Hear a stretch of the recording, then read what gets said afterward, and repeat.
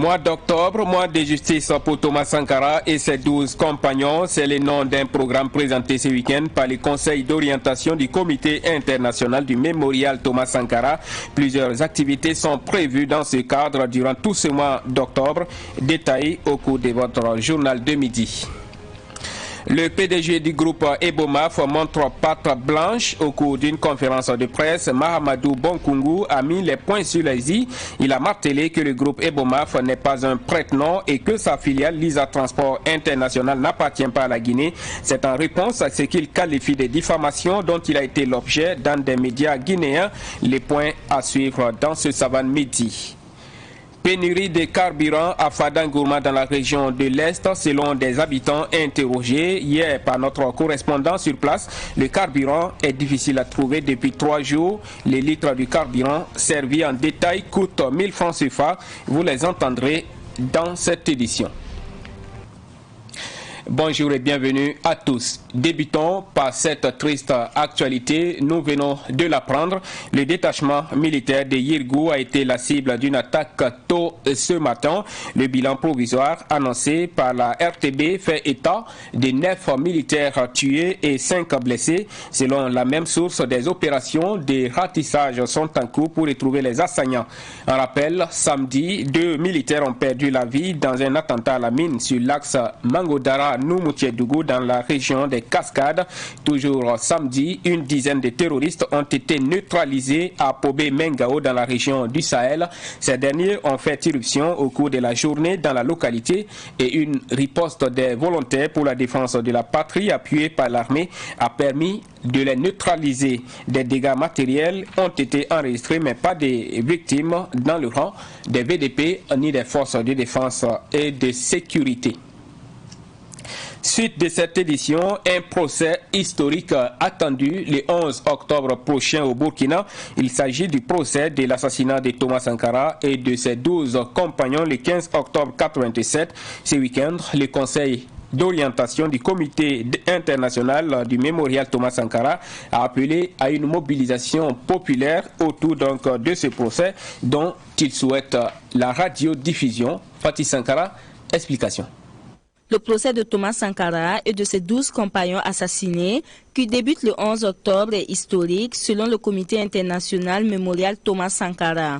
C'est le rendez-vous de la vérité, 34 ans après le crime. C'est pourquoi les membres du Comité international mémorial Thomas Sankara souhaitent que le procès soit retransmis en direct sur les radiodiffusions. Pierre Ouedraogo, président du Conseil d'orientation du mémorial Thomas Sankara. C'est le rendez-vous de la vérité et de la justice. Pour les membres du mémorial, c'est la porte de la justice des hommes qui s'ouvrira ce 11 octobre 2021 à 9h à la salle de conférence de Ouagadougou.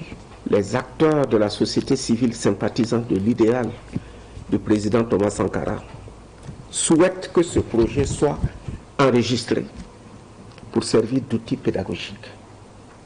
Au mieux, il serait bon d'en faciliter la radiodiffusion.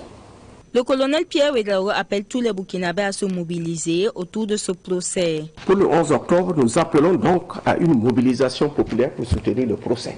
Nous avons confiance en la justice de notre pays pour conduire à terme ce procès historique et montrer à tous qu'attenter à la vie humaine ne conduit ni à la gloire ni à la vénération, mais à une condamnation pénale. Le Comité international mémorial Thomas Sankara ne se reconnaît pas dans les propos de l'opposition qui demande la suspension de certains dossiers judiciaires au nom de la réconciliation nationale. Pour le comité, le dossier Thomas Sankara n'en fait pas partie. Colonel Pierre Ouedraogo. Moi, en tout cas, je n'ai pas entendu Maître Gilbert dire ça. Il a dit certains procès. Et c'est un avocat. Il est très intelligent, il est brillant. Il faut faire très attention à ce qu'il dit. Il a dit certains. Il n'a pas dit le procès Sankara. Cette conférence de presse a servi de cadre pour présenter le nouveau conseil d'orientation du Comité international mémorial Thomas Sankara, qui est désormais présidé par Pierre Ouedraogo, dit Pierre CDR. Voilà, et le mois d'octobre qui est baptisé mois de justice et d'hommage au capitaine Thomas Sankara et ses 12 compagnons assassinés le 15 octobre 1987. C'est le conseil d'orientation du Comité international mémorial Thomas Sankara, qui l'a baptisé ainsi. Plusieurs activités sont annoncées pour la commémoration du 34e anniversaire de l'assassinat de Thomas Sankara. Écoutons à ce sujet le président du Conseil d'orientation du Comité international mémorial Thomas Sankara, le colonel Pierre Ouédraogo, dont les propos ont été recueillis par Fatih Sankara toujours. Nous plaçons cette commémoration sous le thème de la justice. Octobre, mois de la justice et d'hommage pour Thomas Sankara et ses compagnons. Ainsi, il y aura une cérémonie officielle de dépôt de gerbe le 15 octobre à partir de 15 h en présence des autorités publiques. Durant tout le mois d'octobre, il y aura des conférences publiques, des projections, débats, un marathon, un cross populaire, une course cycliste et une soirée de témoignage. Le mois d'octobre coïncide avec la tenue de la 27e édition du FESPACO. FESPACO pour lequel tout le monde se souvient qu'il a pris une autre dimension sous le Conseil national de la Révolution. C'est pourquoi une place importante sera accordée à la mémoire filmique. Ainsi, en partenariat avec l'ambassade de Cuba, il sera organisé 2 activités d'une journée culturelle cubaine et une conférence internationale sur le thème « La politique étrangère de Thomas Sankara ». Leçon de la diplomatie culturelle pour aujourd'hui.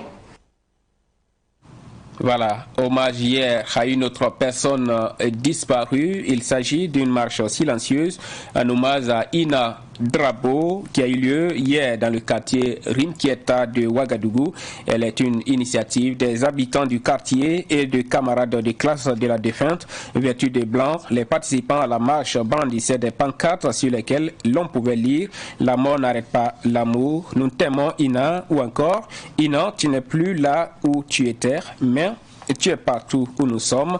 Cette marche était aussi une occasion pour dénoncer l'insécurité qui prévaut dans le quartier et demander l'ouverture d'un commissariat. Ina Drabo, étudiante en 3e année de droit, a été assassinée le 26 septembre dernier au cours d'un braquage à main armée. Elle avait 19 ans. Et dans la suite des Savanes Midi, nous parlons de cette crise foncière à Korsimoro dans le San Matenga. Des populations s'opposent à un processus de lotissement enclenché par le maire. Hier, les habitants de Boussoum Kougrizougou étaient en assemblée générale. Ils appellent le maire à revoir le processus de lotissement. Écoutons le porte-parole des habitants Souhouda Sourouila, interrogé par notre envoyé Ruben Wilson Kojo. La commune de Korsimoro traverse une crise foncière dans son ensemble. Le cas de Boussoum Kougrizougou est pire. C'est depuis 2008 que la mairie, sous le mandat de maire Korogo Larba Kaoku, a initié une extension de logement à Korsimoro. Nous avons subi un recensement d'une tranche d'âge à partir de 18 ans et plus. Ils ont borné nos terres sans attribuer. De 2008 à nos jours, ceux qui n'avaient pas l'âge de 18 ans à 20 ans et plus, voire 30 ans. Ces derniers doivent être pris en compte dans cette attribution. Sinon, ils risquent d'être sans abri. L'actuel maire Zach Oussene Ouedraogo dit précéder aux attributions et nous dit qu'il n'y a pas assez de parcelles pour satisfaire notre demande. Alors que nous constatons qu'ils vendent des parcelles à d'autres personnes. Cela engendre de nombreux conflits familiaux. La mairie ne regarde pas ça comme un problème et continue son chemin malgré les contestations. Nous sommes allés poser le problème au haut-commissaire de Kaya et vraiment il a demandé qu'il ait une entente entre la mairie et la population. Mais le maire s'en fout de nous. Tout ce que le maire est en train de faire, c'est de nous désorganiser pour pouvoir faire ce qu'il veut. Nous ne pouvons pas comprendre que dans le même village où on fait des propositions à d'autres personnes qui partent enregistrer des demandes de parcelles afin qu'on puisse venir les attribuer. Alors que ceux qui n'ont pas d'accord voient les terrains vendus et partagés avec ceux qui disent être d'accord, même s'ils ne sont pas des propriétés terrains. Tout ce que nous avons ici à Boussoum Kougrizougou, nous avons maudit nos terres, nous avons confié notre problème aux man, aux ancêtres, et aux montagnes sacrées de la localité. Mais cela répond à toute personne étrangère qui vont oser accepter un parcelle sans notre consentement. À toute personne, même étant membre de la famille, qui va avoir des relations avec ceux de la mairie sous peine de nous désorganiser afin de boycotter nos actions de lutte. Que la personne meure sans avoir la finition des activités d'attribution. Si les vieux ne sont pas d'accord, s'ils ne viennent pas voir sa majesté Naba Bonro de Boussoum Kourouzougou, qu'il est inadvente. On en a marre des crises foncières à Korsimoro. Pénurie de carburant à Fadangourmand, capitale de la région de l'Est. Le carburant est difficile à trouver depuis 3 jours maintenant. Les litres servis en détail coûteraient 1000 francs CFA. Écoutons ces habitants de Fada interrogés hier par notre correspondant sur place, Moussa Nyoli. Ce matin, nous sommes venus, on n'y trouve pas. Et même dans le quartier, le litre fait 1000 francs. Vraiment, c'est pas facile. Moi, je suis tellement de Fada, mais dans des villes, ça ne sera pas simple. C'est surtout le coin. Il n'y a qu'à savoir comment ça faire. En tout cas, le carburant, par faire un moteur, c'est 1000 francs. Ce n'est pas vrai ou faux, mais je vois que c'est vrai parce que souvent, ça manque même. Même pour savoir servir là, c'est pas simple. Je trouve que c'est vraiment un problème. C'est très difficile pour nous parce que l'essence par terre, ça fait 1000 francs. D'autres même voire plus. Et pourtant, les stations aussi ne sont pas vraiment à la hauteur pour nous satisfaire. Donc si l'État peut revoir, s'ils veulent interdire ça, mais qu'ils aident aussi qu'il y ait plus de stations, voilà, qu'ils favorisent ça, et le problème est terminé. Sinon comme ça, c'est fatiguer la population. On ne comprend même pas pourquoi. Il faut une explication claire. Là, on sait pourquoi et on peut se préparer. Dans le cas contraire, on nous laisse dans l'embarras, on ne sait pas qu'est-ce qu'il y a au juste officiellement. Voilà. Merci. Venons à présent à cette conférence de presse marathon samedi du PDG du groupe Ebomaf à Ouagadougou. Mahamadou Bonkungu montre patte blanche après ce qu'il qualifie de diffamation dont il est l'objet dans des médias guinéens. Il a notamment martelé que le groupe Ebomaf n'est pas un prête-nom et que sa filiale, Lisa Transport International, n'appartient pas à la Guinée comme il aurait fait croire. Explication de Fatih Sankara. Tout est parti d'affirmations calomnieuses et diffamatoires, selon le PDG du groupe Ebomaf, diffusées par un organe de presse guinéen sur son chantier en Guinée-Conakry. Il s'agit du bitumage de la route Kankan-Kissidougou, longue de 194 km, en partenariat public-privé, d'un montant de près de 200 milliards de francs CFA. Selon nos confrères de la Guinée, le groupe Ebomaf s'est fait payer alors que le chantier n'a pas été achevé. Information rejetée par Mahamadou Bonkungu. Le chantier n'a pas été achevé parce que les autorités du pays de Sékou Touré n'ont pas respecté leurs engagements.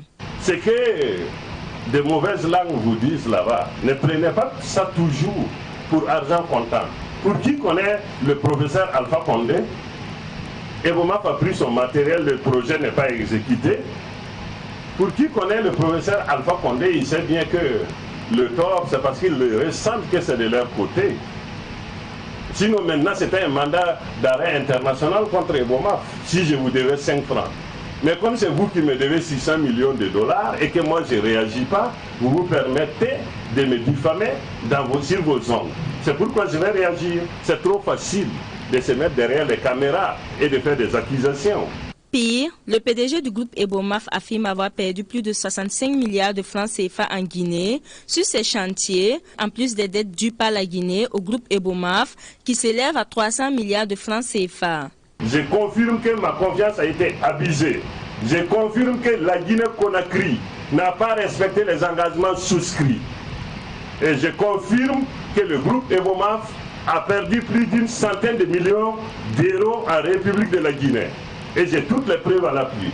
Mahamadou Bonkungu rejette en bloc les affirmations selon lesquelles sa compagnie aérienne Lisa Transport International appartient à la Guinée. Est-ce que vous, la Guinée, vous avez 1 milliard d'euros pour payer une compagnie comme Lyse Transport International? Votre richesse, construisez d'abord vos routes. Vous avez circulé à Ouagadougou, vous n'avez pas d'embouteillage, vous n'êtes pas coincé. Construisez vos routes, monsieur les Guinéens. C'est ça la vérité. Voilà, moi je suis guinéen parce que moi je suis panafricaniste. Mais les réalités sont en face. En plus des 300 milliards de francs CFA de créances de la Guinée sur ces chantiers, l'État guinéen doit plus de 13 milliards de francs CFA à Ebomaf pour les déplacements du président Alpha Condé avec les aéronefs Lyse Transport International. Voilà, notons que des journalistes guinéens étaient présents à cette conférence de presse. Et au cours de cette même conférence de presse, le PDG du groupe Ebomaf a répondu à des accusations dont il fait l'objet au Burkina. Il a notamment réagi sur l'affaire d'avenant de 45 milliards dans le contrat sur l'autoroute des contournements du Grand Ouaga. Il a aussi été question de location de ces avions à la présidence du Faso. Explication toujours de Fatih Sankara. Ebomaf ferait-il des pieds et des mains pour que l'État burkinabé ne se dote pas d'un avion? À cette question, Mahamoudou Bonkungwe éclate de rire avant d'affirmer que le pic du Naouri est irréparable et d'ajouter qu'il est moins coûteux pour le Burkina Faso de louer des aéronefs que d'en acheter. En plus, le Burkina Faso manque de personnel qualifié pour la gestion des avions électroniques. C'est parce que c'est irréparable que le gouvernement burkinabé ne répare pas. C'est ce que je crois. Mais je ne suis pas la voie la plus autorisée, mais connaissant l'aviation, je sais que c'est ça qui est la principale raison. L'expérience d'une dizaine d'années de gestion des aéronefs me permet de dire aux Burkinabés qu'il est plus cher pour un État d'avoir un aéronef avec le symbole, le drapeau de l'État sur l'avion, propriété de l'État, par an, que de louer un avion. Je défie quiconque peut dire le contraire. Parce que moi, je gère 10 avions, je sais ce que ça coûte, le budget annuel de gestion d'un avion. Ça, c'est un premier point qui empêche les États d'acquérir les avions. Le deuxième point qui empêche les États africains d'acquérir les aéronefs, c'est un problème de personnel et de qualification. Le Boeing 727, il est mécanique. Mécanique, ça veut dire quoi? Il n'est pas bourré d'électronique.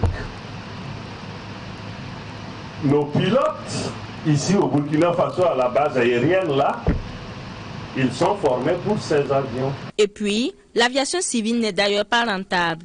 Lyse Transport International est financièrement déficitaire, malgré l'allocation de ces avions aux présidents de certains pays. Frères burkinabés, il faut que vous cessiez d'en vouloir à Ebomaf. Aucune aviation dans le monde n'est rentable. Aucune aviation. Air France vit sous la perfusion de la République française. Je contrôle ce que je dis. Air Côte d'Ivoire vit sous la perfusion de la République ivoirienne. Air Burkina vit sous la perfusion de la République du Burkina Faso. Comme cette perfusion est insuffisante, ça tangue. Toutes les compagnies d'aviation d'affaires du monde, comme la mienne, sont déficitaires. Lyse Transport est déficitaire et est perfusée par le groupe Ebomaf. Si Ebomaf n'existe pas, Lyse Transport ne peut pas exister un seul jour. En ce qui concerne l'avenant de 45 milliards sur l'autoroute de contournement du Grand Ouaga, le PDG du groupe Ebomaf énumère plusieurs raisons. L'étude d'impact de 2008 ne convient pas aux réalités actuelles, comme le déplacement de 2 cimetières, le remblai de sécurité et les titres de propriété qui ont été octroyés à certaines personnes après l'étude de 2008. Pourquoi un avenant? Je m'en vais attirer votre attention sur le fait que nous avons bénéficié d'un projet dont les études ont été faites en 2008. Et nous sommes en 2021. En 2008, le marché qui était prévu n'est pas celui qui est en train d'être exécuté en 2021. Mais le groupe Ebomaf est-il un prête-nom? Mahamoudou Bonkungu pour la première fois réagit à cette question et se défend. Vous les Burkinabés, vous avez passé tout le temps à m'accuser d'être un prête-nom et que la société Ebomaf appartient à Blaise Compaoré, à François Compaoré, à Gilbert Guengéré. Quand Blaise et François Compaoré ont quitté le Burkina Faso, vous vous êtes retourné vers Gilbert Guengéré.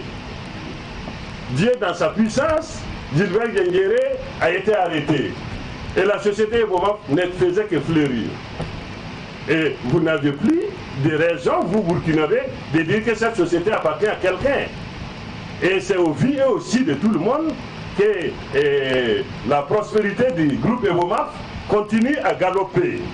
Le PDG du groupe Ebomaf ne nie pas ses contacts avec les chefs d'État africains, mais il rejette les accusations selon lesquelles il finance les campagnes des chefs d'État pour en retour bénéficier de marchés. Le groupe Ebomaf n'a pas de ligne budgétaire pour financer des campagnes, a-t-il ajouté. En politique, plus de 2000 nouveaux militants accueillis au NTD, les Nouveaux Temps pour la démocratie. Ils proviennent du MPS, Mouvement patriotique pour les saluts. À leur tête, Fousseni Ouedraogo, ancien vice-président du MPS. Ces nouveaux militants du NTD ont été accueillis au cours d'une cérémonie au Conseil burkinabé des chargeurs à Ouagadougou. Issa Oumaratié nous en dit plus. Fousseni Ouedraogo, ex-vice-président du MPS et ses compagnons déposent leur clic et leur claque au Nouveau Temps pour la démocratie NTD de Vincent Dabulgou. Ils sont environ 2000 nouveaux adhérents au NTD. Ce n'est qu'une première vague, fait remarquer Fousseni Ouedraogo. Le NTD est un parti de vision, un parti responsable, un parti, une force tranquille comme je l'ai dit. C'est un parti qui se trouve être au niveau de la majorité présidentielle deuxième et au niveau national troisième. Donc je dirais c'est un grand parti, ce n'est pas un petit parti. Et aussi par rapport aussi à l'espace que ce parti veut nous donner pour que réellement nous puissions nous exprimer. Et voilà pour cela, toutes ces raisons qui nous ont motivés à militer dans le NTD. Pour une première étape, nous sommes à 2157 militants, et qui n'est qu'une première phase. Et nous pensons que les jours à venir, nous allons encore continuer ce travail. En rejoignant le NTD, ces nouveaux militants ont fait le bon choix et vont contribuer au processus de la réconciliation nationale déclenché par le président du Faso, dira Vincent Dabulgou, avant d'ajouter lui aussi que d'autres militants sont également attendus au NTD dans les jours qui suivent. Je dois dire que les décisions que le président Roch-Marc Christian Kaboré prend chaque jour font que les partis politiques sont interpellés. Et nous, en tant que deuxième force de la majorité présidentielle, nous sommes heureux ce matin que la politique que nous conduisons avec le président Roch-Marc Christian Kaboré impacte positivement donc des leaders politiques. Parce que, pour dire la vérité, tout le monde connaît Fousseni Ouedraogo, son leadership, et tout le monde sait aussi comment il a marqué la politique nationale de notre pays. C'est de manière indépendante qu'il a su lire qu'au niveau du travail qui est fait dans la majorité avec le président Roch-Marc Christian Kaboré, ça nécessite pour lui qu'il se remobilise. Il a choisi, lui aussi, à son tour, notre parti, pour montrer donc sa volonté d'accompagner le processus, et en particulier le processus de réconciliation nationale. Mais il y a des adhésions que nous n'avons pas célébrées de manière très officielle. Mais chaque jour qui se passe, au niveau du NTD, nous ne faisons que recevoir. Et nous rendons compte aussi pour montrer à quel point notre parti est en train de prendre des forces pour pouvoir soutenir donc, le président Roch-Marc Christian Kaboré dans la mise en œuvre de son programme. Fousseni Ouedraogo avait claqué la porte du mouvement patriotique pour le salut de Yacouba Isaac Zida et du professeur Augustin Loada en janvier 2021 en reprochant au MPS un manque de réalisme et de stratégie politique. À l'occasion des 30 ans des éditions Le Pays, les premiers responsables de ce groupe de presse ont laissé parler leur cœur. Ils ont apporté des vivres aux personnes déplacées internes de Pazani dans l'arrondissement 9 de Ouagadougou. La remise du don a eu lieu samedi en présence de Abdoulaye Kinda. C'est un don composé essentiellement d'une tonne de riz que les éditions Le Pays ont offert aux déplacés internes de Pazani. Ce geste entre dans le cadre de la célébration de ses 30 ans d'existence. Les éditions Le Pays fêtent aujourd'hui, c'est 30 ans. 30 ans, comme on le dit, ce n'est pas 30 jours, c'est suffisamment assez pour qu'on célèbre justement ce trentenaire-là. Mais il se trouve que ce trentenaire-là intervient dans un contexte sécuritaire délétère, aux attaques terroristes avec le lot de déplacés internes. Tout en étant dans la joie, il était de notre devoir de penser à ceux qui sont dans la difficulté. Et c'est pour cela que nous avons choisi de marquer notre solidarité à ces populations-là. En tout cas, notre espoir, c'est que tout le don que nous faisons aujourd'hui, c'est que vraiment ça puisse aller à la majorité des personnes ici. C'est un don qui est certes modeste, mais il est symbolique. C'est 1 tonne de sacs de riz. C'est un ouf de soulagement pour les bénéficiaires qui en majorité sont venus de Silgagi, dans la province du Soum. Selon le porte-parole des déplacés de Pazani, toutes les dispositions sont prises pour que chaque déplacé bénéficie de ce don. Nous sommes vraiment heureux avec l'édition des pays, puisque cette contribution, ça va beaucoup nous soulager, puisque c'est des gens qui avaient beaucoup besoin de soutien, et ce soutien, ça comble une grande atout. On partage généralement, c'est en famille, puisqu'on a 375 familles, donc c'est par famille qu'on partage. Vraiment les remercie grandement de la part qu'ils ont fait sur nous. Dieu n'a qu'à les combler leurs soucis, les protéger, qu'ils puissent revenir à tout moment au cours de ces personnes. Nous les remercions grandement. C'est le 3 octobre 1991 que le journal Le Pays a ouvert ses portes et depuis lors, il est au service du public burkinabé pour le combat pour la liberté, la démocratie et le développement. Voilà, c'est la fin de cette édition. Merci à vous qui l'avez suivi de bout en bout.